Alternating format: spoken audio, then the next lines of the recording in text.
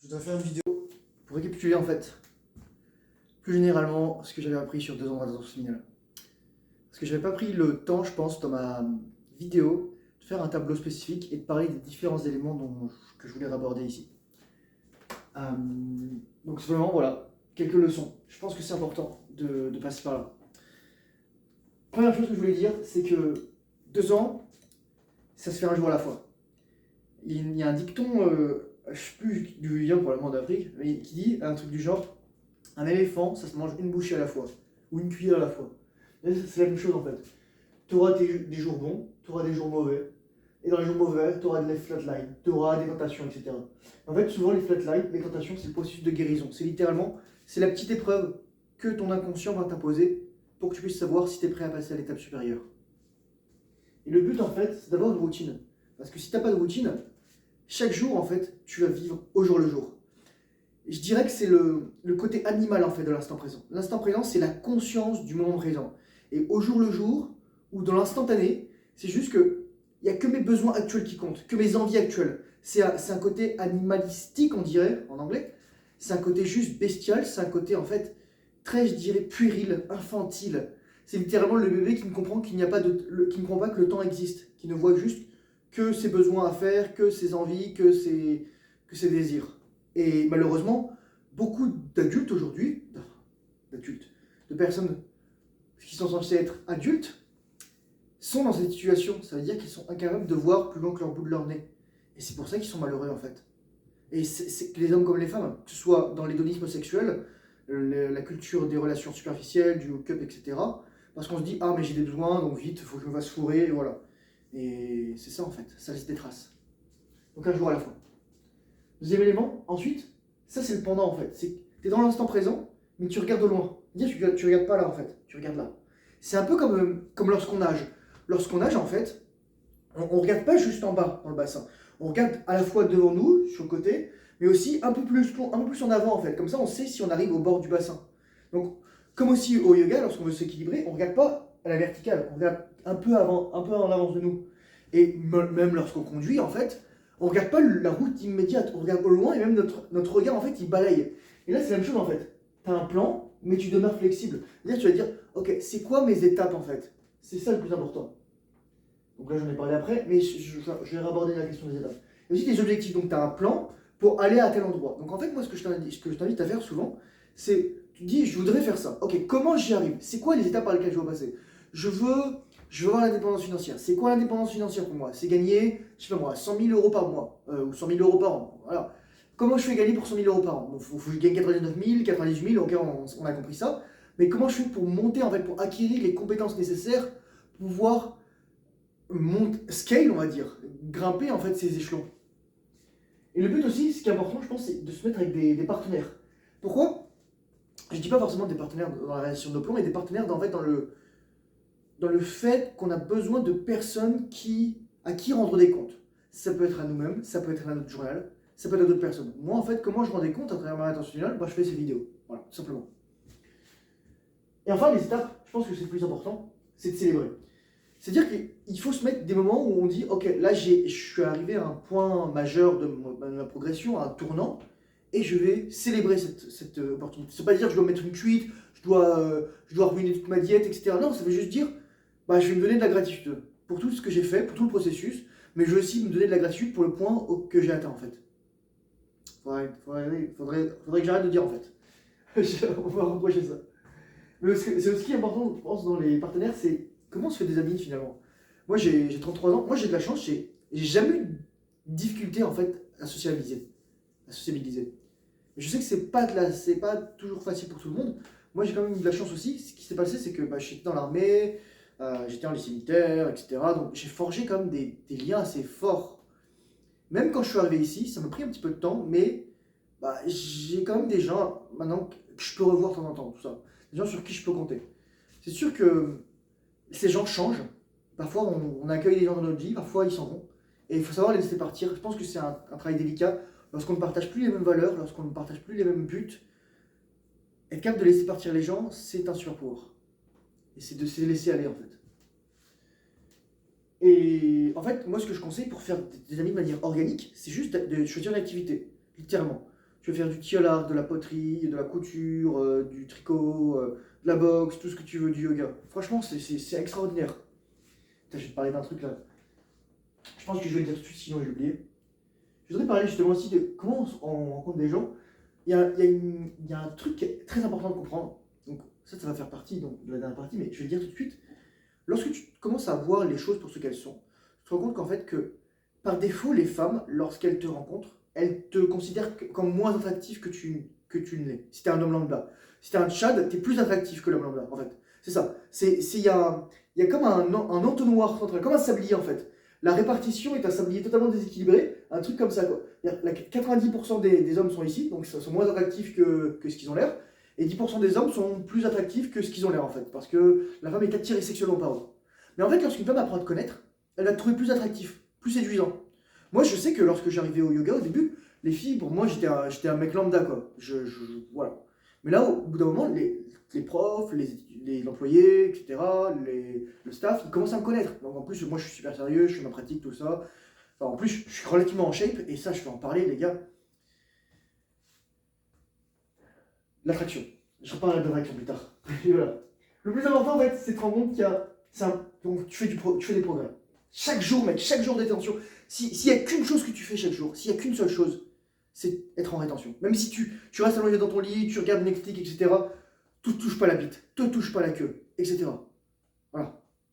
Ne fais pas le cycle, ne tombe pas dans le cycle. Et célébrer ta progression. Et c'est beau ces mots, en fait, parce que progrès, en fait, c'est le même mot que voilà, progression, agression. Adgredior, en fait, c'est-à-dire avancer vers. Progresser, c'est-à-dire avancer en avant. Et c'est un peu comme le processus, procession. C'est un voyage en fait. C'est ça que je dis souvent. Les gens ils disent ouais, je suis dans un strict. Strict, j'aime pas. Strict littéralement, c'est dire je laisse une trace. C'est dire ça un strict. C'est-à-dire en fait, c'est fini. Donc c'est pas la bonne mentalité à avoir. Ce n'est pas la bonne mentalité. Oui. Troisième partie. La discipline. Ça, c'est le plus important. Surtout lorsque tu as des mauvais jours. Moi, j'étais malade, assez malade ces derniers jours. Il fait assez froid, il y a des changements de température au Québec, là, littéralement. Hier, on a perdu 25 degrés en une journée. Ouais, c'est ça, il faisait 13 degrés, je crois, mardi. Et mercredi soir, il faisait moins 13. Ouais, 25, moins 12. C'était de la folie. Prends soin des bases. Le sommeil, le sport, l'hygiène mentale et physique, les nourritures, j'ai mis nourriture au pluriel. Et le but, c'est de faire preuve d'amour de soi. Parce que la discipline, en fait, c'est quoi? C'est agir dans le présent pour notre nous futur. C'est ça la discipline. Alors que l'indiscipline, l'addiction, les mauvaises habitudes, c'est agir dans le moment présent contre notre nous futur, contre toi futur. Ou le sport, moi je te fais pas un dessin, c'est capital pour dépenser ton énergie, t'améliorer physiquement, attirer les femmes. Mais c'est vrai, c'est juste la base en fait. Tu veux avoir une femme de qualité, t'as intérêt à être fort physiquement, atteindre ton potentiel. Il y a des gens qui n'auront pas la capacité d'atteindre leur potentiel parce qu'ils sont en chaise roulante, parce qu'il leur manque les jambes, etc. Mais crois-moi, il y a des mecs qui sont balèzes. David Goggins, dans Can't Hurt Me, à un moment il dit, j'ai vu, à un moment, j'ai vu tout de suite c'était qui, il fait une course à Hawaï, je crois, j'ai vu tout de suite c'était qui la personne la plus forte, the strongest, mais forte dans le sens physique et mental, c'était une personne en fauteuil roulant, c'était un mec en fauteuil roulant. C'est ça en fait. C'est ça en fait. Tu t'imagines même pas ce que tu peux faire. C'est les croyances, les croyances. Hygiène mentale et physique, justement, les croyances. Qu'est-ce que tu mets dans ta tête? Quelles sont tes croyances? Quelles sont tes pensées au quotidien? Ouais, toujours des mecs, j'ai pas d'argent, j'ai pas le temps, j'arrive pas, je peux pas faire ci, je peux pas faire ça. J'ai envie de lui dire, ferme ta gueule, arrête de trouver des excuses. Arrête de trouver des excuses. Ton cerveau, c'est une machine à trouver des excuses, c'est une machine à justifier, c'est une machine à trouver des explications, c'est une machine à résoudre des problèmes aussi quand on le veut, c'est une machine à faire des liens. Mais le problème, c'est que les gens, ils vont rester en fait sur la partie basale du cerveau, c'est-à-dire, oh, je me chasse des excuses, je reste dans le confort, j'évite la souffrance. Parce que c'est le programme de base du cerveau, c'est d'éviter la douleur, d'éviter la souffrance, d'éviter la mort en fait. Et la mort, c'est pas seulement la mort physique, c'est la mort de l'ego en fait. Ton ego ne veut pas mourir, ça veut dire en fait. Donc, hygiène physique, mets pas de la merde dans ta bouche parce que ça a des répercussions. Si tu bouges du sucre, tu vas relapse. Parce que tu vas avoir des hauts et des bas émotionnels, tu vas avoir des hauts et des bas de sucre, tu vas avoir des hauts et des bas en dopamine. Et surtout, ton glycémique basse, le cerveau de la récompense, il va te dire, ok, comment je fais pour échouer en fait. C'est ça en fait. C'est ça ce qu'il veut. L'énergie.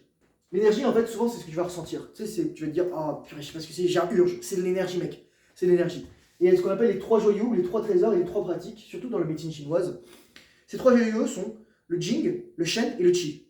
Le chi, c'est l'énergie vitale. C'est un peu comme dans Dragon Ball, c'est oh, t'es comme ça là. Le jing, on pense que, enfin, selon la médecine chinoise, c'est la semence humaine. C'est littéralement ton tes spermatozoïdes qui contiennent le plus de jing. Donc là, c'est littéralement le jing, c'est un privilège de l'homme. Et le shen, enfin, c'est la pensée, si je dis pas de bêtises.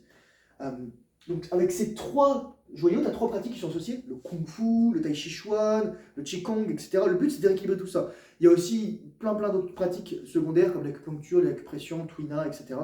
Mais ce qu'il faut comprendre c'est que tu dois accueillir cette énergie, tu dois la faire circuler et tu dois la maîtriser. La maîtrise c'est à travers les exercices, c'est à travers la discipline, c'est à travers la respiration, la méditation. Moi là ce matin j'ai fait 20 minutes de méditation, j'ai fait 20 minutes de respiration, après une douche froide, je suis allé me promener. Voilà. Je prends soin de moi, je prends soin de ma santé mentale. C'est tellement important. C'est toutes ces petites choses en fait.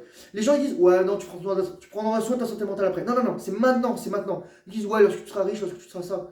Mais ça se trouve tu vas burn out avant, tu vas parce que t'as pas les bases en fait, parce que t'es déjà au bout du rouleau.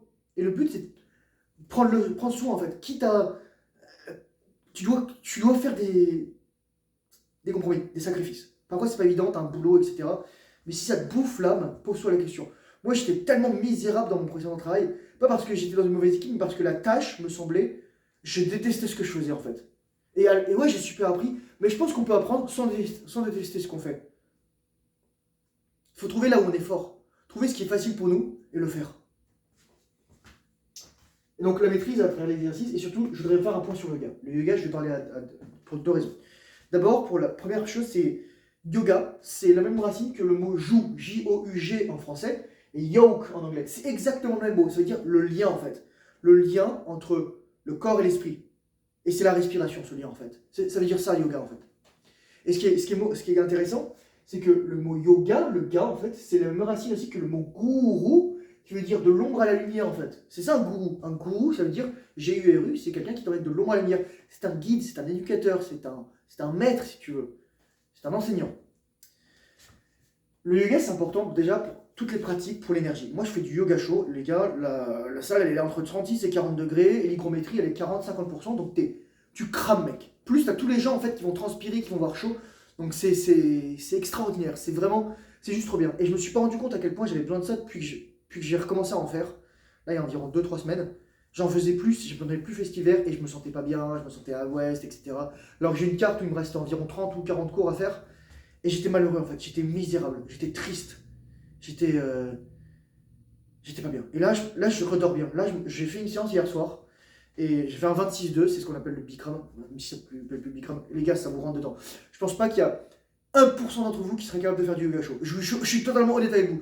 Moi, il m'a fallu des tonnes de séances avant de m'assouplir et comment connaître les postures, le chien tête baissée, etc. Mais je vous dis, les gars, vous allez tellement croquer. Les femmes qui font ça, les gars, elles sont fortes. Elles sont fortes. Moi, je vous le dis, les gars, encore une fois, si vous pouvez le faire, faites-en, ça coûte pas une blinde. Voilà, le yoga. Et l'autre raison pourquoi le yoga c'est intéressant, et je reviendrai ici, c'est pour les femmes. Mais je reviendrai après pour ça. Je vois tu suis d'ailleurs, avec les cycles. Mais je vais en parler tout de suite, je pense que c'est important. Mais pratiquement, ce qui est drôle en fait, c'est qu'en Occident, il y a presque que des femmes qui font du yoga. Alors qu'en Inde, il y a principalement, c'est les hommes et les femmes.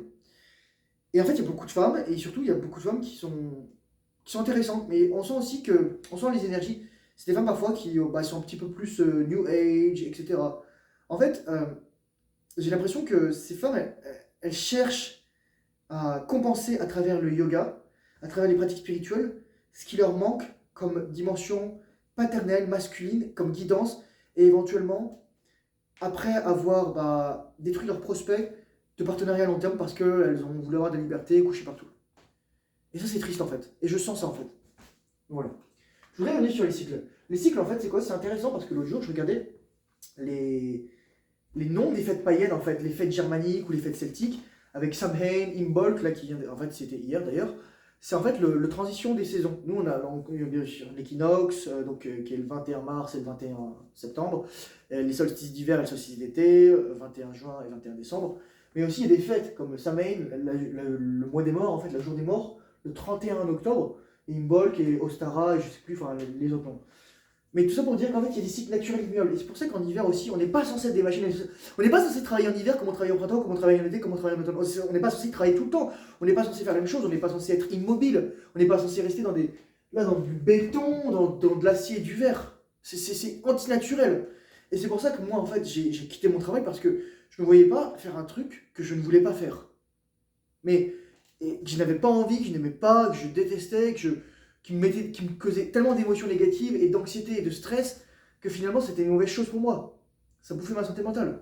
Je pouvais plus faire ce que je voulais, je pouvais plus faire de boxe, je pouvais plus faire de yoga, je pouvais plus me balader, je pouvais plus lire, je pouvais plus faire de vidéos, etc. Et les femmes aussi. Les femmes ont un cycle. Souviens-toi, les femmes ont plusieurs cycles, hein. Il y a des microcycles, macrocycles, etc., mésocycles, tout ce que tu veux. Les microcycles, c'est le cycle quotidien en fait. Bah, tu as la femme, elle a son cycle hormonal diurne, etc. Ensuite, il y a le cycle hormonal des femmes mensuel, bah, avec la menstruation. Et savoir comment ça marche, c'est super important. Mais ensuite, il y a des cycles plus longs, par exemple, bah, le cycle de la fertilité et le cycle de la ménopause, et ensuite le cycle de la jeunesse, mais aussi dans ce grand cycle de la fertilité, il y a des cycles plus petits, etc. Des cycles où elle va apprendre des choses, la femme, elle va être plus attirée par certains hommes, etc. Mais le but, en fait, pour une femme, c'est d'avoir une figure masculine forte dès le début, qui va lui permettre, en fait, finalement, d'avoir pas besoin de faire des erreurs pendant 20 ans, et ensuite d'arriver à 30-35 ans et d'être en catastrophe pour chercher un mari. Et les hommes aussi, nous, on a des cycles. Et c'est important de reconnaître ça. C'est qu'on a des cycles de croissance, on a des cycles de maturation, on a des cycles à travers l'absorption de notre énergie, on a des cycles avec les flatlines, avec les tentations, et des choses qui vont revenir, des choses cycliques en fait.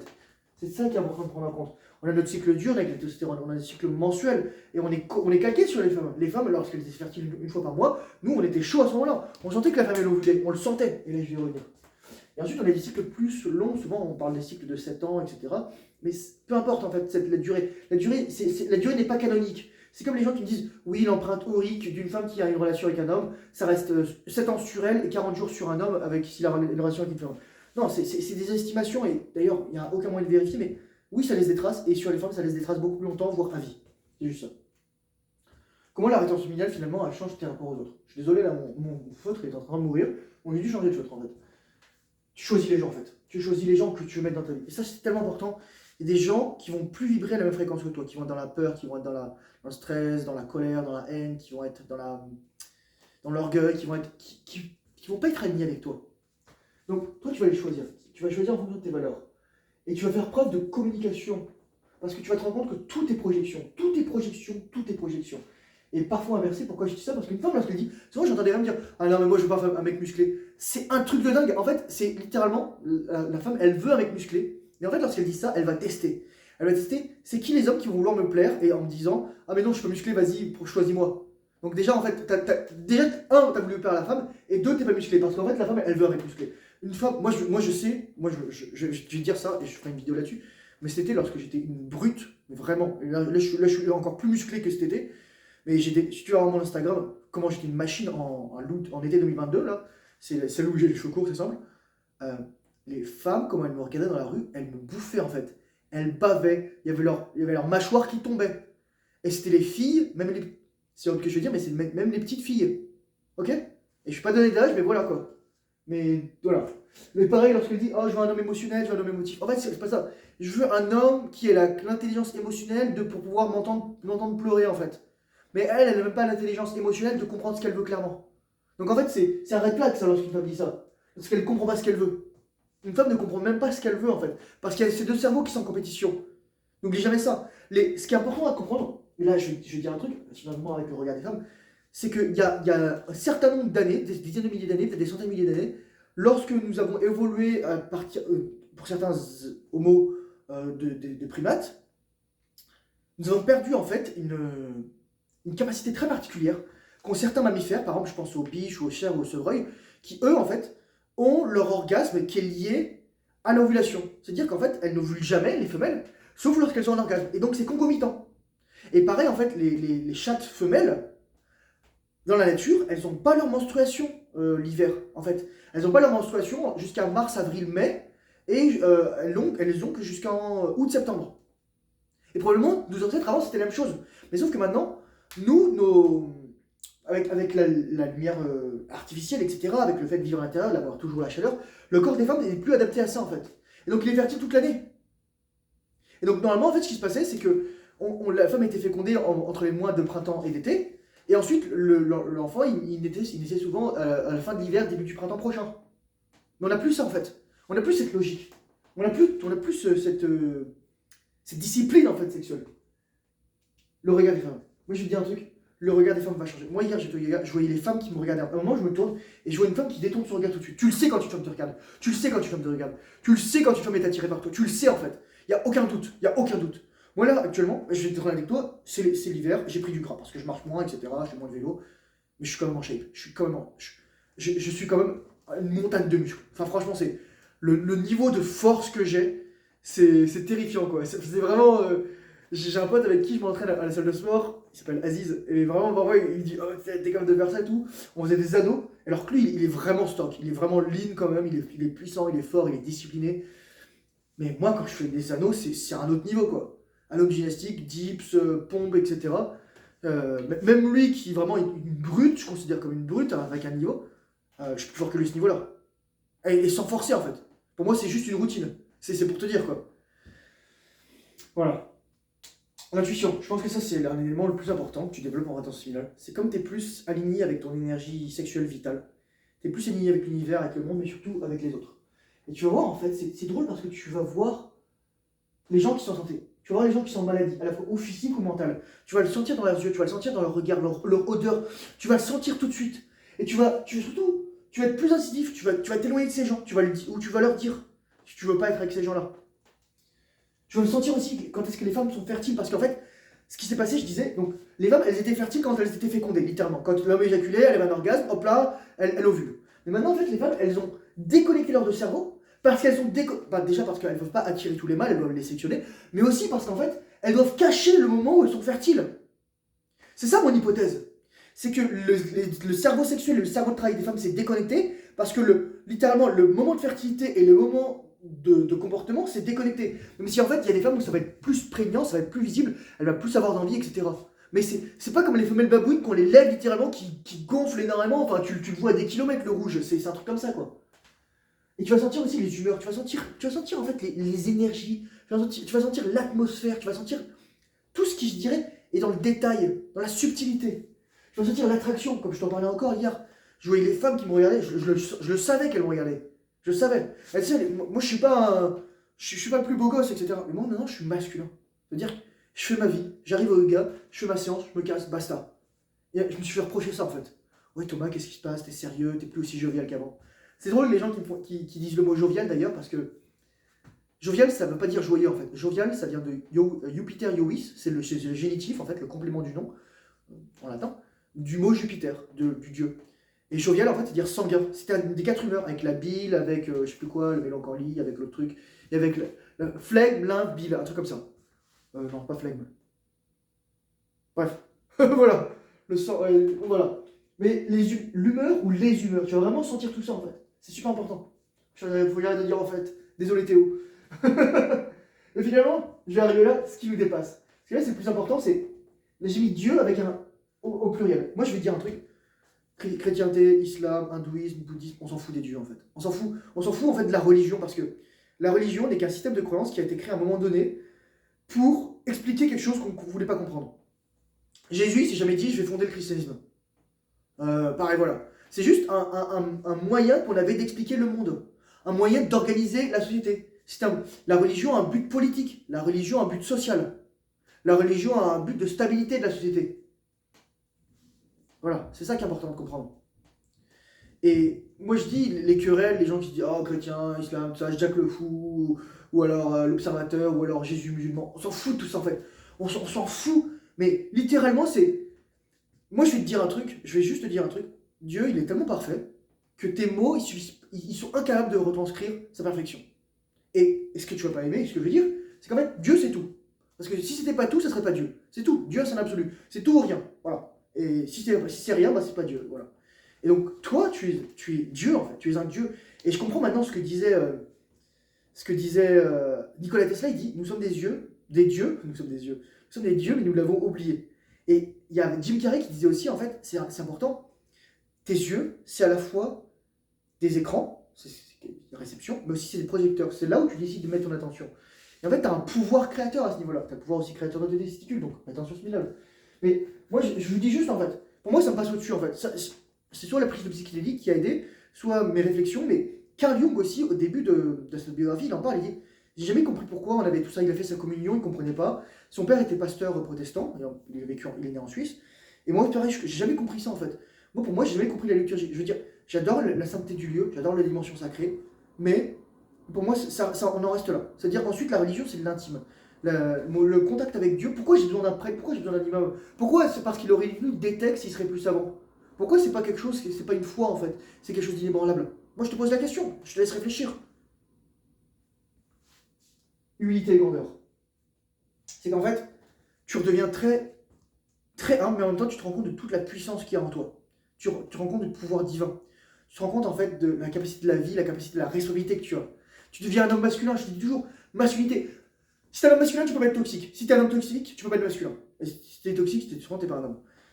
Un homme, c'est parce qu'un homme devient un homme lorsqu'il est masculin. Une masculinité, c'est quoi? Rendre des comptes, assumer sa responsabilité, gérer ses émotions, stabilité émotionnelle, protéger, pourvoir, procréer, atteindre son plein potentiel. Il y a quoi qui est toxique dedans en fait? Il y a quoi qui est toxique? C'est juste un discours que les femmes vont répéter. Moi, les femmes vont me traiter de misogyne. Mais pourquoi on fait tout ça? Pourquoi on fait la rétention familiale? Moi, je vais dire un truc, si tout le monde pratiquait la rétention familiale, il n'y aurait pas d'agression sexuelle, il n'y aurait pas de viol, il n'y aurait pas d'avortement, il n'y aurait pas de crimes sexuels, etc., que ce soit meurtre ou autre chose dégueulasse. C'est juste ça en fait. Compte de la puissance que tu as. Et finalement, n'oublie jamais, encore une fois, j'ai écrit projection, tout est projection, tout est projection. Tout ce que tu dis en fait, c'est de la projection. Donc lorsqu'il y a des mecs dans les commentaires qui me demandent si je dois aller en asile psychiatrique, ou il y a des mecs qui me disent je suis puceau, ou des nanas, en fait, elles se parlent à elles-mêmes. Ils se parlent à eux-mêmes. Tout ce que tu dis, surtout lorsque tu es dans une dimension émotionnelle, c'est à toi que tu le dis en fait. En fait, lorsqu'un mec qui me dit mais toi tu devrais faire ça, miroir, non, toi tu devrais faire ça. C'est ça en fait. C'est ce qui se passe.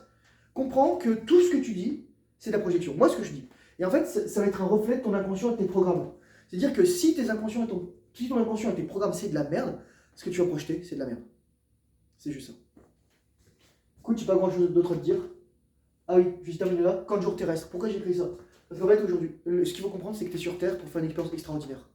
Et Sadhguru, il disait, quand tu es en signal, c'est pas devenir un surhomme, superhuman, c'est comprendre que être humain est super. Being human is super. C'est juste ça en fait. C'est ça la radio signal. Et Karine Champagne, en fait, elle dit qu'on est dans un camp de jour terrestre. Littéralement, camp de jour, c'est-à-dire une colonie de vacances. Et en fait, on est juste là pour faire l'expérience. Notre âme est venue faire l'expérience de quelque chose d'extraordinaire, d'être humain, dans cette dimension, dans cette vie. C'est juste ça en fait. Et la rétention signale, en fait, c'est la clé. C'est la clé entre le monde subtil, quand on est un homme, et le monde réel. Et c'est ce qui va permettre d'accélérer le processus de développement, d'accélérer la manifestation des choses, d'accélérer la réalisation de ton plein potentiel. Je te remercie d'avoir regardé cette vidéo. Si ce n'est pas encore fait, tu peux rejoindre ma communauté Discord dans la description. J'ai fait un petit bouquin de coaching. Je te conseille d'aller voir si ça t'intéresse. J'ai une mailing list, une liste d'emails. J'envoie très rarement des emails et c'est toujours de la qualité. Si tu veux avoir des nouvelles en priorité, si tu veux avoir des promotions, n'hésite pas à t'y inscrire. Et courage forcenaire, bonne intention, discipline, fais le travail difficile, surtout ce que tu n'as pas envie. Et je te dis à très bientôt dans une prochaine vidéo. Allez, au revoir.